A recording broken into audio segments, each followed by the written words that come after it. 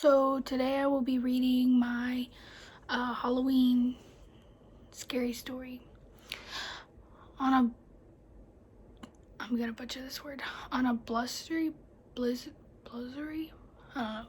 Autumn evening, three friends walked home from school through the graveyard that bordered their neighborhood. As they walked through, the ground was layered with a foot of fog. You could barely see the ground. Kristen, Michaela, and Victoria were the names of the three friends. They all went home and got ready for the Halloween party they had planned on going to. Kristen was a skeleton, Michaela was a ghost, and Victoria showed up in a purge outfit and a mask. Victoria was the only one with blood on their costumes, which made everyone very skeptical when everybody found out someone went missing. Everyone went looking for Josh, and he was found about an hour later. Josh was found in the graveyard with a girl. Who would have known the dead have parties too? Kristen went home after Josh was found. She heard a scream from the bedroom window when she looked up and saw her mother pointing down at her. She started mumbling words and wouldn't answer Kristen's questions. Kristen's mother got upset and started crying. Kristen ran upstairs to comfort her. She gave Kristen a hug and then went downstairs where Kristen asked her what happened.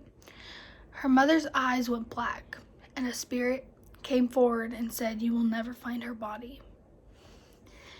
Kristen ran upstairs to see if her sister was home, and she was gone.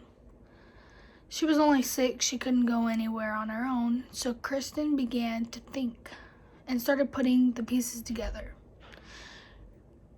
Kristen thought, "I will never, ever question my mom again." Kristen ran over to the sister's desk and found her book bag. Kristen stuck her hand inside the bag. She felt a slimy substance and thought, "Where am I?" The slime was like a lid. After getting through the slime, there was fresh air blowing on her hand. So she stuck her head inside, and there was a portal inside her book bag. She pulled her body through, and there was a whole different world, but this world was on fire. Kristen thought things like that only happen in movies. She will never need to be reminded again. She felt like she was burning. She knew she had to go back to the other side. So she went back the same way she came in. She looked to the left of her body and saw an alarm clock. It had just struck 2 a.m. She decided to try and go to sleep because there was nothing she could do at this point. The alarm clock went off with the painful, eerie noise in her ear. It was now 7 a.m. She went downstairs and she grabbed her keys and went outside. An old man was raking dry fall leaves into the road. She decided to help out for her health grade and do a little community service. So she began helping him bag the leaves.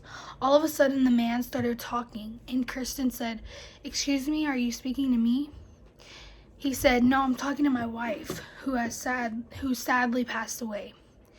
She knew who knew the living were among us.